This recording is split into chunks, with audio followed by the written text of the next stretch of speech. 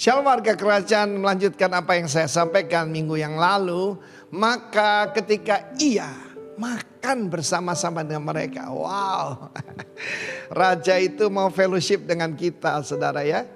Jadi saya juga mengajar tidak selalu classroom ataupun mimbar. Saya sering dengan anak-anak putra-putra rohani saya melalui makan-makan. Saya tiru Tuhan Yesus.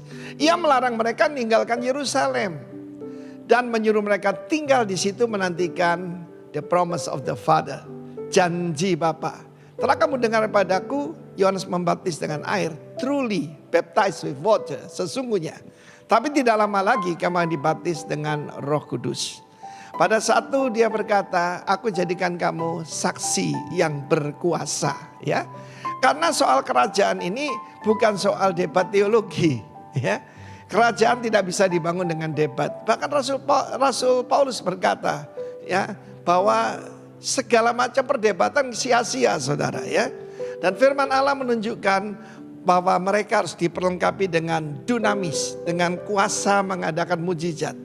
Saksi itu bukan cerita apa yang Tuhan kerjakan dalam hidup kita, tapi lebih dari itu adalah martus. Martir dalam bahasa Latin artinya saksi mata yang siap mati tentang kebenaran yang mereka alami, ya. Karena itu saudaraku, tanpa dibaptis dalam Roh Kudus, kita tidak bisa jadi perwakilan dari kerajaan Allah di atas muka bumi ini. Ini bukan stempel, ini bukan yaitu suatu stempel kekristenan, bukan sama sekali. Tetapi ini perlengkapan kerajaan, the kingdom power and the kingdom authority. Sebab kita membangun pemimpin yang punya nilai salt, spiritual, tapi punya authority karena hidup dalam kebenaran. Karena itu dia akan jadi leader, punya leadership, dan akan jadi transformer di dalam masyarakat. Itu yang Tuhan mau kepada kita sebagai murid-muridnya.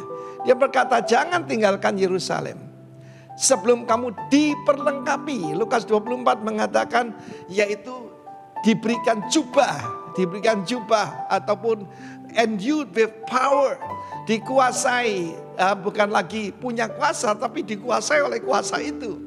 Karena itu nanti kita memperingati pencurahan Roh Kudus, tapi tidak usah tunggu tanggal 23 ya, bulan ini nggak usah, saudaraku. Now kita bisa menerima kuasa kerajaan itu. Tapi jangan gagal paham ya, kita tidak mengabarkan agama Kristen. Kita extending the kingdom, start from here. Mulai dari kita, keluarga kita, gereja, masyarakat kita. Dan mereka akan melihat kuasa Tuhan in action. Dalam hidup saya, tanpa power evangelism, tidak ada saudara orang percaya tentang kerajaan Allah. Ya, Yesus berkata pada murid-murid Yohanes Pembaptis yang bimbang, sebab dia ada dalam penjara. Kita ingat, menyatakan kebenaran. Dia memberikan satu nasihat kepada Raja Herodes Agripa waktu itu. Tidak baik yang kau lakukan ini, mengambil yaitu istri daripada saudaramu. Saudara, banyak manusia begitu sombong dan melakukan hal yang begitu bodoh. Akibatnya kepalanya dipotong. Tapi sebelum itu Yesus berkata, katakan kepada orang miskin diberitakan kabar baik, orang buta dicelikkan, orang lumpuh berjalan, orang mati dibangkitkan, ya. Dan dia ulangi lagi, kepada orang miskin tertindas diberitakan kabar baik. Mari saudara dan saya, kita siap menjadi representative of God's kingdom, of Christ's kingdom di dalam kehidupan kita. Terimalah Roh Kudus. Minta kita dibaptis dengan Roh Kudus. Kita akan dapatkan kingdom power and kingdom authority.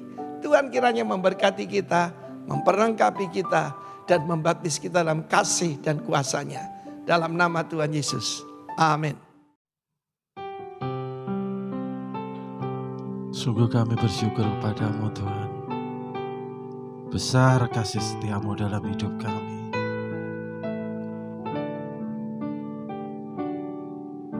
Ku ada sebagai mana ku ada, berdiri menghadap tatamu Bapa, semua karena anugerah-Mu yang telah selamatkanku. hidup dalam segala kelimpahan. Ku layak untuk melayani Tuhan, semua karena anugerah-Mu tercurah bagiku. Besar anugerah-Mu, berlimpah kasih-Mu, semakin hari semakin bertambah. Besar anugerah-Mu.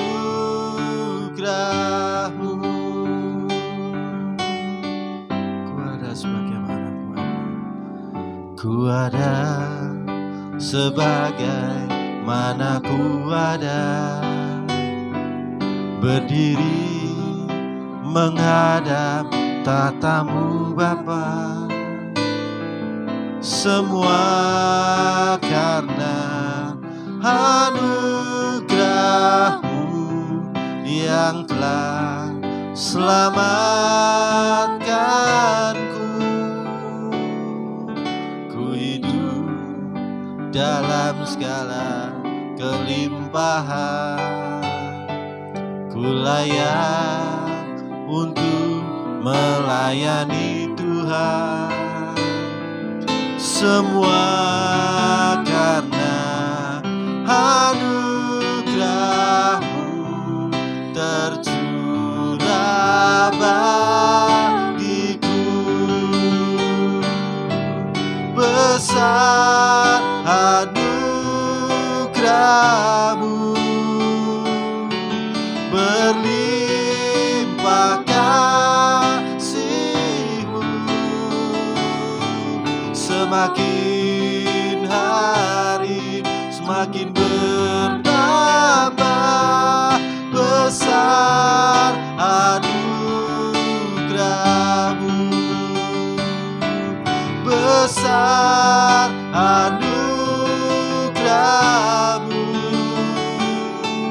berlimpah kasih-Mu, semakin hari semakin bertambah. Besar anugerah-Mu, semakin hari semakin bertambah. Besar anugerah-Mu, semakin hari semakin bertambah. Besar anugerah-Mu.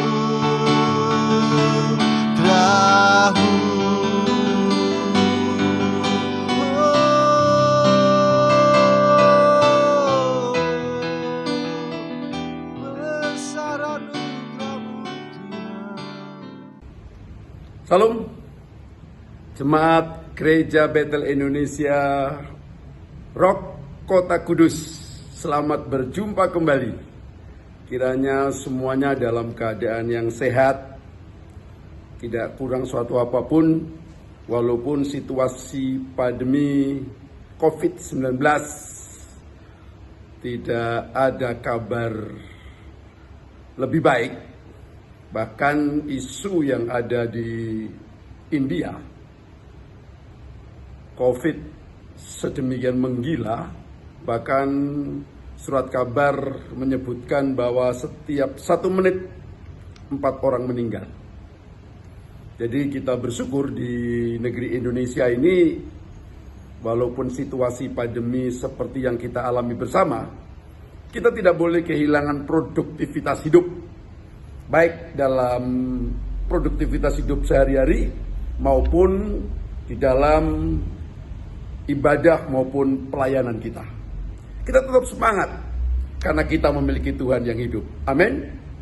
Nah, pemirsa sidang jemaat Gereja Bethlehem Indonesia Rock, dimanapun berada yang mengikuti live streaming ini, kiranya Bapak Ibu semua diberkati Tuhan dengan firman Allah. Mari kita bersama-sama akan membuka Alkitab dari 1 Korintus 3 ayat 1 sampai 5. 1 Korintus 3 ayat 1 sampai 5. Saya akan bacakan, demikian bunyi firman Tuhan. Dan aku saudara-saudara pada waktu itu tidak dapat berbicara dengan kamu seperti dengan manusia rohani, pneumatikos, tetapi hanya dengan manusia duniawi, sarkikos, yang belum dewasa dalam Kristus. Susulah yang kuberikan kepadamu bukan makanan keras, sebab kamu belum dapat menerimanya, dan sekarang pun kamu belum dapat menerimanya, karena kamu masih manusia duniawi. Sebab jika di antara kamu ada iri hati dan perselisihan, bukankah hal itu menunjukkan bahwa kamu manusia duniawi dan bahwa kamu hidup secara duniawi? Ayat 4, karena jika yang seorang berkata, aku dari golongan Paulus, dan yang lain berkata, aku dari golongan Apolos, bukankah hal itu menunjukkan bahwa kamu manusia duniawi yang bukan rohani? Jadi apakah Apolos, apakah Paulus, menurut pelayan-pelayan Tuhan yang olehnya kamu menjadi percaya masing-masing menurut jalan yang diberikan Tuhan kepadanya. Amin. Nah, Bapak Ibu saudara-saudara yang dikasihi oleh Tuhan, berdasarkan teks ini saya akan menyampaikan tentang mendisiplin manusia rohani untuk menghasilkan iman yang sehat. Mendisiplin manusia rohani untuk menghasilkan iman yang sehat.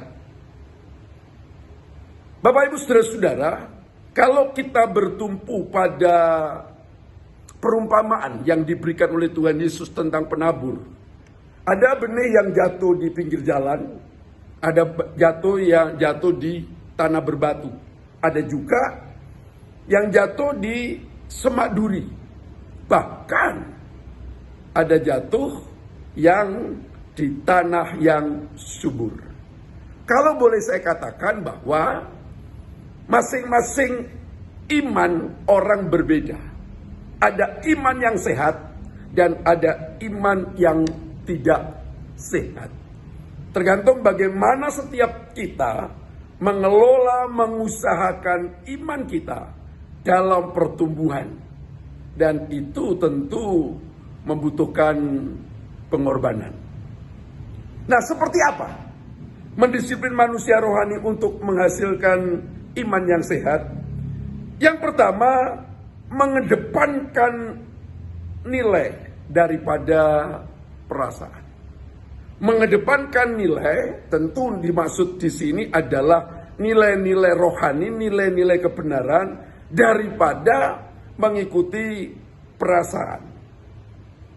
Membangun kerohanian jika kita menghitung-hitung untung rugi secara materi, tidak akan memiliki iman yang sehat. Dalam ayat 2 dari pembacaan kita mengatakan demikian.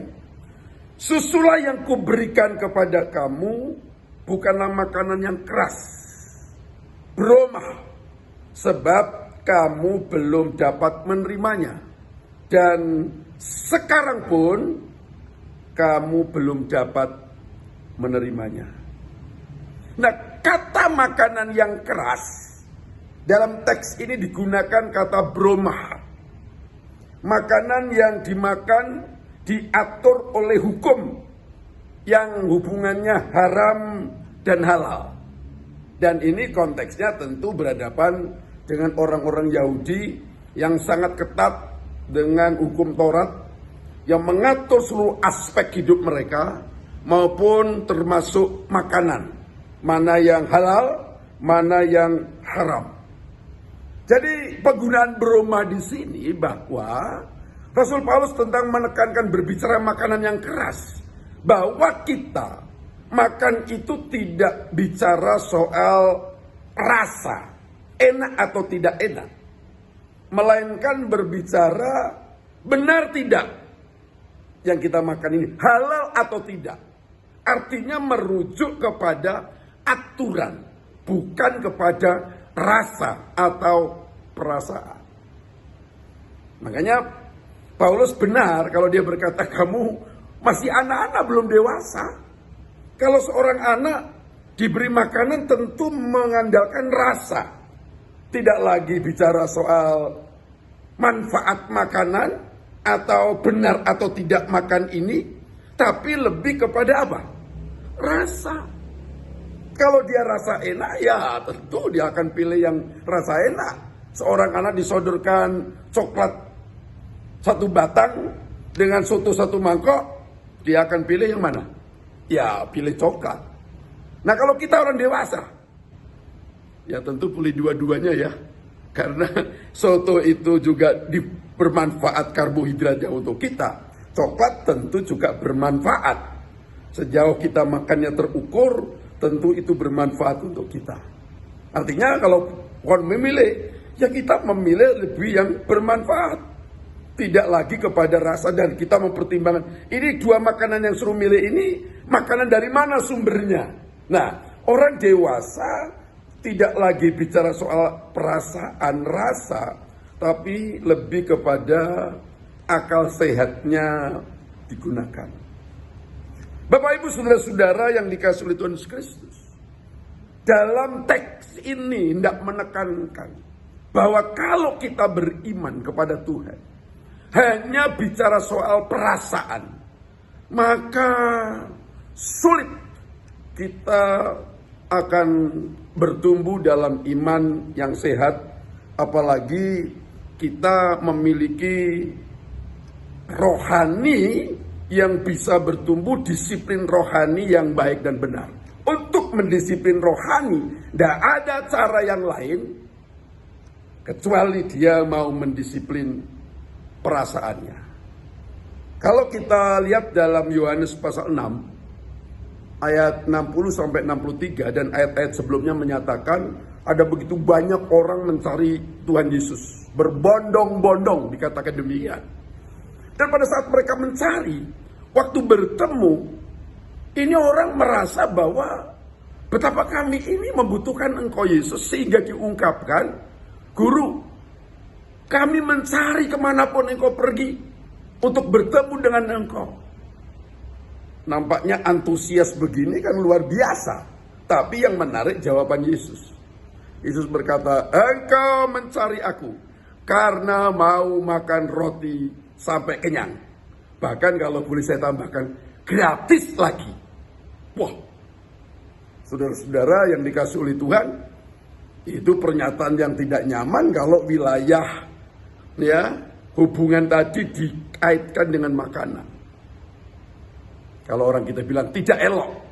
Dan itu diungkapkan oleh para murid kepada Yesus. Guru, perkataanmu itu sangat keras, terlalu keras. Dan Yesus berkata, apakah perkataanku yang keras ini menggoncangkan imanmu? Dan murid-murid tidak menjawab. Dan saya yakin mereka tahu bahwa perkataan Tuhan, firman Allah, sekeras apapun, tidak akan menggoncangkan iman. Justru yang pasti akan menguatkan iman. Kalau menggoncangkan perasaan, itu pasti. Dan banyak orang Kristen gagal di gereja. Kenapa? Karena dia hanya memprotek diri supaya perasaannya tidak terluka. Sementara dia tidak sadar bahwa orang di dalam gereja adalah orang-orang yang semua sedang berproses melalui firman Allah dan pertolongan Roh Kudusnya, sedang menuju target yang dikatakan dalam Matius pasal 5, bahwa kita harus sempurna seperti Bapa itu sempurna. Jadi dalam berproses ini tentu bersinggungan antara orang yang tidak sempurna dengan tidak sempurna. Makanya goalnya apa? Tujuannya apa? Apalagi kalau orang di gereja tersinggung dengan khotbah. Dan saya kira orang-orang yang demikian ini tidak akan pernah dewasa. Ya, kalau orang Kristen usianya 1 bulan, 2 bulan, atau 1 tahun, mahfumlah, kita ngertilah. Mereka bayi rohani. Tapi kalau sudah puluhan tahun, 20 tahun, 30 tahun, dengar khotbah masih tersinggung, saya kira itu idiot. Bagaimana seorang anak diberi makan setiap hari, tapi nggak ada pertumbuhannya. Dan Alkitab menyatakan demikian. Maka kenapa kalau bicara target kesempurnaan, mempelai, dewasa? Karena kekristenan dituntut dari lahir baru, terminologi lahir baru itu diikuti dengan apa? Pertumbuhan step by step untuk menuju sempurna, menuju menjadi mempelai Tuhan, menuju surga. Kualifikasi di surga itu bukan ecek-ecek atau dalam kadar yang ala kadarnya. Tidak demikian. Jadi kita memilih bagaimana kita mau mendisiplin perasaan kita untuk mendapatkan nilai-nilai rohani yang benar sesuai dengan kehendak Allah. Ya, atau kita hanya ngopeni, jaga perasaan kita, dan orang-orang demikian adalah tidak saja bermasalah dengan dirinya sendiri, tapi sumber konflik bagi orang di sekitarnya. Jadi mari, kalau kita rindu dan memiliki komitmen sebagai orang-orang yang mau mendisiplin manusia rohani untuk mendapatkan iman yang sehat, maka yang pertama, raih nilai-nilai value spiritual kerohanian itu dengan mendisiplin perasaan kita. Yang kedua, tidak mementingkan diri sendiri. Tidak mementingkan diri sendiri. Orang yang tidak bisa mengalah untuk kemajuan orang lain tidak akan pernah merasa damai dengan siapapun. Karena orang yang demikian ini adalah orang yang egois, yang mementingkan dirinya sendiri. Padahal kita berkata, kamu jangan mencari kesenanganmu diri sendiri, tapi juga kesenangan orang lain. Kalau kita mau hidup berjemaat, maka kita tidak ukurannya menang kalah, saya menang kamu kalah, atau kamu menang saya kalah, bukan demikian. Ya. Tapi bagaimana kita bisa bersama-sama bertumbuh, kita rela berkorban untuk kemajuan orang lain. Ayat yang ketiga. Karena kamu masih manusia duniawi, sebab jika di antara kamu ada iri hati dan perselisihan, bukankah hal itu menunjukkan bahwa kamu manusia duniawi dan bahwa kamu hidup secara manusiawi? Manusia duniawi, sarkikos, daging. Kata lain dari hawa nafsu. Maka di depan tadi kalau wilayah perasaan, ya dia akan kesulitan untuk bicara disiplin rohani. Nah, Bapak Ibu saudara-saudara dikasih oleh Tuhan, teks kita ayat ini, kata iri hati, zailos. Kata ini merupakan perasaan tidak nyaman yang mendorong pikiran untuk melakukan tindakan pada sesuatu yang dianggap mendatangkan ancaman. Orang begini selalu pasang kuda-kuda dan tidak ingin tersaingi, dan selalu hatinya dikuasai oleh sikap cemburu, iri hati. Dan kata tadi disandingkan dengan kata perselisihan, eris. Nah, kata perselisihan di sini perasaan yang menempatkan diri tidak bersalah, melainkan orang lain yang bersalah. Nah, perselisihan ini kalau berdasarkan terminologi dalam teks ini, orang yang demikian ini selalu ingin menang apapun fakta dan risikonya, dan orang lain walaupun benar harus kalah. Dan ini kan kalau kita rujuk pada pendekatan yang digunakan oleh Paulus, anak-anak, dan inilah anak-anak. Anak-anak selalu mengembangkan ingin menang, ya, ingin mendapatkan sesuatu, ingin terpuaskan. Saya senang menggambarkan begini. Ya, seorang anak dalam usia 6 tahun begitu ya, dibawa mamanya ke mall. Mamanya banyak pegang uang cepek jeng 100.000. Dan anak itu lihat mainan mobil-mobilan yang pakai remote itu. Lalu dia berkata sama mamanya, Ma. Mamanya bilang tidak. Wah, anak itu nangis, geruk-geruk, teriak-teriak, jempling-jempling, gulung-gulung. Ya, dibujuk tidak mau. Kira-kira apa yang harus dibuat oleh ibu itu? Ditinggal pulang? Anak itu tidak tahu akan pergi kemana. Mungkin diambil orang, dijadikan pengemis di perempatan jalan. Karena dia pulang tentu dia tidak tahu. Dan saya kira ibu yang kejam saja. Mau dipukuli di situ. Wah, anak itu makin histeris. Ditakut-takuti dengan satpam, tidak peduli. Mamanya sudah membuat, sudah mati akal. Akhirnya uang 100.000 yang harus jadi pakai belanja kebutuhan pokok tadi dibelikan mobil-mobilan. Lalu diberikan ke anaknya.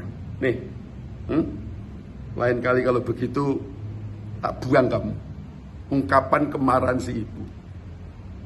Anak tadi dengan misek-misek, bekas nangis, dengan hati menang, telah memanipulasi mamanya mendapatkan mobil yang diinginkannya. Itulah anak. Tapi singkat cerita, pertumbuhan anak ini terus bertumbuh. 19 tahun, 20 tahun, ya. Begitu dia mau diwisuda, diajak lagi kalau mamanya ke mall. Dan anak itu lihat sepatu yang bagus. Ya, harganya 4-5 juta. Dia bilang, "Mah." Mamanya bilang tidak.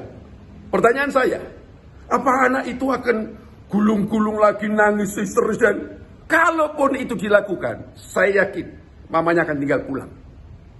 Tapi saya juga tidak yakin dia akan lakukan metode yang sama, memanipulasi mamanya dengan gulung-gulung nangis. Sebab dia punya otak. Dan dia berkata, kalau dulu saya mempermalukan mamaku dengan cara seperti itu, hari ini kalau cara itu saya lakukan, maka saya yang malu, bukan mamaku.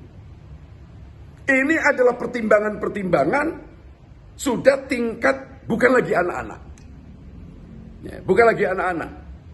Dia minta, tapi dia tidak ingin mengalahkan mamanya di situ, tapi lebih mengalahkan keinginannya. Tapi teks kita eris.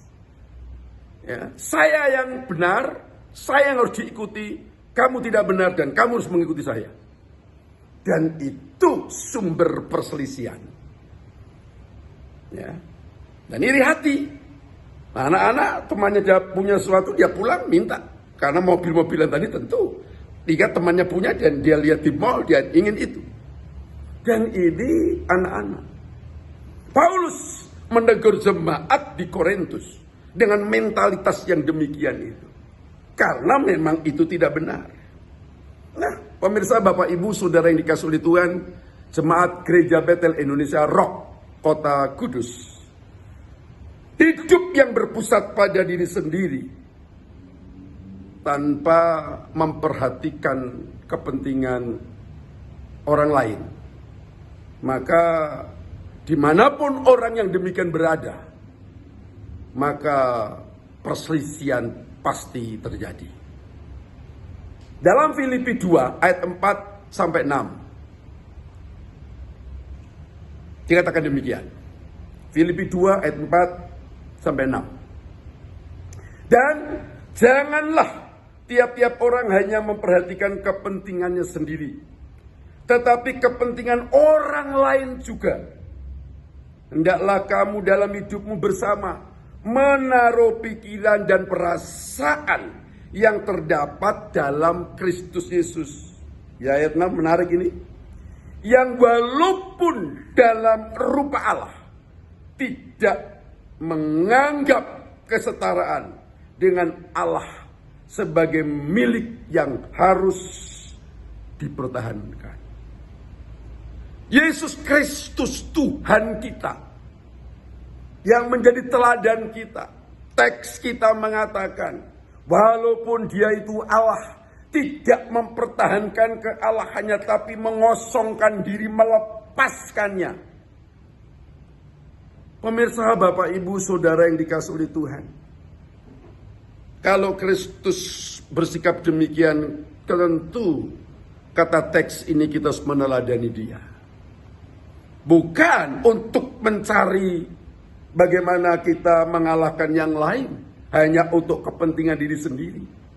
Kalau Kristus bertumbuh pada kepentingan sendiri, dia tetap ada di surga. Dia tidak akan datang ke dunia. Tapi dia tidak mempertahankannya. Karena itu mari kita menjadi teladani ini. Tidak mempertahankan apa yang mungkin merasa menjadi milik kita. Kalau itu untuk kepentingan bersama dan kemajuan keselamatan orang lain.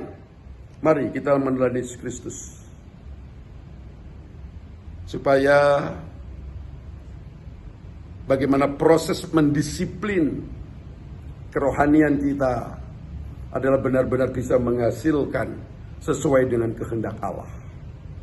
Dalam Roma 15 ayat 2 dikatakan begini, setiap orang di antara kita harus mencari kesenangan sesama kita demi kebaikannya untuk membangunnya. Ini tidak ada dalam sikap anak-anak. Anak-anak kepentingannya adalah dirinya sendiri, perasaannya sendiri. Tidak peduli dengan orang lain. Tapi tuntutan sebagai orang yang rohani, bagaimana kita mendisiplin manusia rohani kita supaya menjadi bukan lagi kanak-kanak, maka kepentingan orang lain perlu diperhatikan. Walaupun mungkin kita harus melepaskan yang mungkin menjadi hak kita. Kalau memang itu bisa membangun orang dan menyelamatkan orang, mari kita berkorban. Ya, kita berkorban. Kadangkala di dalam mendisiplin rohani kita melepaskan apa yang menjadi hak kita. Mungkin saja harusnya kita dihargai atau dihormati, tapi ternyata penghargaan dan penghormatan itu tidak kita dapatkan. Tetapi kalau cara itu justru membangun banyak orang, justru mendewasakan orang, menumbuhkan iman saudara kita seiman, saya kira nilai itu harus dilihat. Tidak hanya nilai kepentingan kita sendiri. Sebab kalau hanya kita ngurus kepentingan kita sendiri sebagai orang percaya, saya kira kita akan kemerungsung. Kita memiliki perasaan yang tidak tenang, tidak damai. Sebab kita tidak mau melepas, tapi kita memegang apa yang kita anggap berharga. Kalau mau yang kita pegang, seperti yang saya katakan tadi, kita lepaskan dalam rangka kemajuan iman orang lain dan keselamatan orang lain. Seperti yang Yesus lakukan. Saya kira sepantasnya kita melakukannya. Terakhir, yang ketiga, tidak terjebak pada kesombongan kelompok. Tidak terjebak pada kesombongan kelompok. Kebanggaan sebagai anggota kelompok sisi lain kerdilnya dalam ketidakmampuan mengekspresikan iman Kristennya sebagai pribadi. Kelompok ini kalau di luar gereja bisa saja organisasi. Konon di Indonesia ini ada 300 lebih denominasi gereja dan itu kelompok-kelompok, golongan-golongan. Dan lebih kecil di gereja biasanya juga ada kelompok-kelompok. Apakah kelompok itu hubungannya dengan hobi? Karena tim musik, tim doa, atau yang lebih parah lagi kelompok yang merasa kami ini orang yang lebih rohani dari yang lain. Kelompok-kelompok demikian baik secara terbuka dan secara terselubung biasanya ada di gereja-gereja. Kita baca ayat 4. Ayat 4. Karena jika yang seorang berkata, aku dari golongan Paulus, seorang rasul yang luar biasa, murid dari Profesor Gamaliel, cerdas, kitab Perjanjian Baru banyak yang ditulis oleh Paulus. Dan yang lain berkata, aku dari golongan Apolos, seorang orator, lulusan dari sekolah tinggi Alexandria, luar biasa. Bukankah hal itu menunjukkan bahwa kamu manusia duniawi yang bukan rohani? Jadi, apakah Apolos, apakah Paulus, pelayan-pelayan Tuhan yang olehnya kamu menjadi percaya masing-masing menurut jalan yang diberikan Tuhan kepadanya? Ayat ini harus hati-hati di dalam bagaimana kita mendisiplin spiritualitas kita, rohani kita. Memang ada begitu banyak hamba-hamba Tuhan di dalam dan luar negeri dipakai Tuhan secara luar biasa. Apalagi kalau kita buka di YouTube, ada begitu banyak para pengkhotbah, pengajar yang luar biasa. Dan apa yang diajarkan perlu kita dengar, perlu kita belajar dengan selektif, dengan sifat kritis, ya, supaya kita terus update dalam pemahaman teologi kita, ajaran, ya, supaya kita mengerti. Walaupun dengan luasnya ajaran di YouTube itu, bisa saja orang menyimpang, bisa saja ada yang itu sekedar lagu yang dinyanyikan bahwa Alkitab itu hanya sebagai penghalang untuk orang mengerti kehendak Allah. Itu lagu loh, belum ajaran, ya. Jadi lagu itu pun bisa menyesatkan. Alkitab menjadi penghalang untuk mengerti kehendak Allah. Padahal 1 Petrus katakan tidak ada orang yang menulis kitab suci tanpa ilham roh. Artinya untuk mengerti kehendak roh ya harus baca Alkitab. Ya. Dan dari Alkitab juga dikatakan dalam 2 Timotius 3 ayat yang ke-16, tulisan yang diilhamkan oleh Roh, kembali Roh Kudus, bermanfaat untuk mengajar, menyatakan kesalahan, memperbaiki kelakuan, membawa orang kebenaran, untuk mengerti kebenaran dari mana? Ya, melalui Alkitab. Ya, satu lagi dari sekian banyak ayat, Yosua pasal 1 ayat 8, jangan lupa merenungkan, memperkatakan Taurat Tuhan, firman Tuhan, maka aku akan membuat perjalanan berhasil dan beruntung. Itu sisi lain dari YouTube, tapi ada banyak juga yang positif. Ya, apalagi dalam pandemi semacam ini, saya kira Bapak Ibu penting lihat di YouTube pelajaran-pelajaran dari para hamba Tuhan yang memiliki kemampuan, ya, basic teologi yang bagus, studi yang ketat, dan belajar di situ. Saya kira penting. Jangan cuma lihat apa itu, lawakan, ya, TikTok, apalagi. ya saya tidak melarang kalau itu sekedar hiburan, selingan, tidak apa-apa. Tapi kalau yang ditonton cuma itu, apa yang mau didapatkan? Tapi perlu diwaspadai bahwa Kalau kita hanya fokus kepada orangnya, kalau bukan pendeta bejo atau sastro yang saya lihat di YouTube, saya kira saya tidak mendapatkan berkat Tuhan. Karena selain Pak Bejo atau Pak Sastro, yang lain tidak benar. Dan itu yang dikritisi ayat 4. Golongan Apolos, golongan Paulus. Coba kita baca ayat yang 5. Jadi apakah Apolos? Apakah Paulus? Yang menarik adalah penggunaan apakah. Kalau bicara manusia, bukankah lebih tepat siapakah? Who? Tapi dalam terjemahan lain menggunakan kata what. Bukan who. Sebab dilanjutkan. Karena tokoh-tokoh ini hanya alat. Walaupun dia pribadi hanya alat yang dipakai Tuhan. Untuk apa? Sesuai kemampuan talenta yang disampaikan.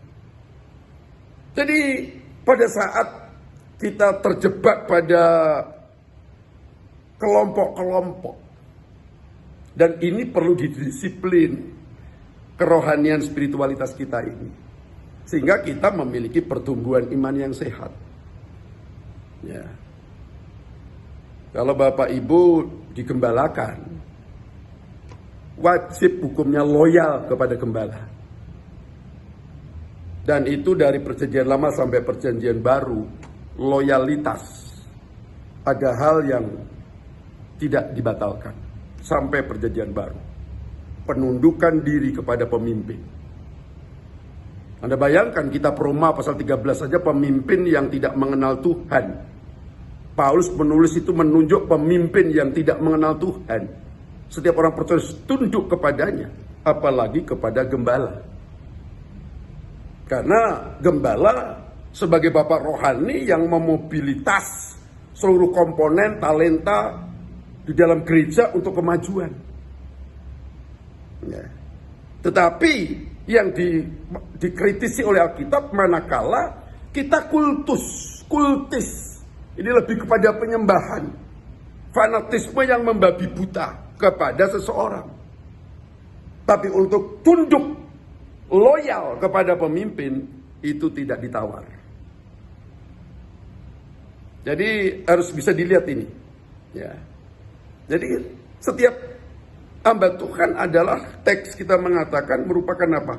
Pelayan. Dan pelayanan itulah yang dilihat. Makanya Paulus mengatakan, hormatilah pemimpinmu yang apa mendoakan kamu siang dan malam. Pelayanannya, fungsinya itu yang memperkuat posisinya itu. Jadi mari kita bersama-sama jangan terjebak kepada kelompok. Nanti di surga juga nggak ada itu kaplingnya. Ini kaplingnya GBI Rock, ya, kaplingnya Betani, kaplingnya GBI Rem, kaplingnya JKI Mahanaim, atau kaplingnya GPIB, GKJW, GKJ.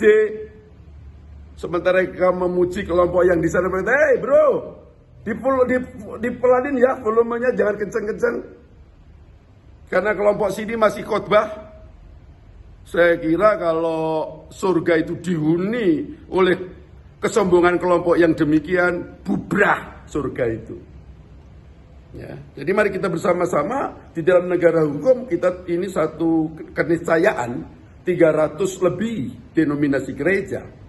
Tapi kita harus melihatnya itu hanya sebagai payung hukum yang semuanya ini adalah terikat dalam gereja yang katolikos dalam kesatuan tubuh Kristus. Ya, kita bersama-sama dengan mereka sehingga kita tidak harus merasa lebih dari mereka sehingga harus mengecilkan, karena masing-masing kita terpanggil untuk mendisiplin hati kita. Ya, sehingga kita tidak terjebak, karena pada waktu kita mengangkat perjamuan kudus sebagai tubuh dan darah Tuhan, kelompok-kelompok golongan gereja lain pun melakukan yang sama. Merek kita berbeda, tapi kita satu tubuh, satu darah yang diekspresikan melalui perjamuan kudus. Jadi di sini Kita lebih orientasinya bagaimana mendisiplin hati kita. Sebagai orang yang percaya membangun spiritualitas kita. Sehingga cara pandang kita akan lebih luas. Sehingga kita tidak perlu terjebak kepada jebakan yang pertama tadi karena wilayah perasaan. Ya, tinggalkan gereja ini, pergi ke gereja sana. Padahal di gereja sana juga sama masalahnya. Ya, kalaupun dia pindah ke gereja sana, ngopeni perasaan, hanya perasaannya saja seperti anak-anak tadi, saya kira tetap bermasalah dan pindah terus. Karena apa? Kekanak-kanakan. Saya kira itu cara yang tidak benar. Ya, jadi kita tetap stay tinggal, setia di mana Tuhan tempatkan.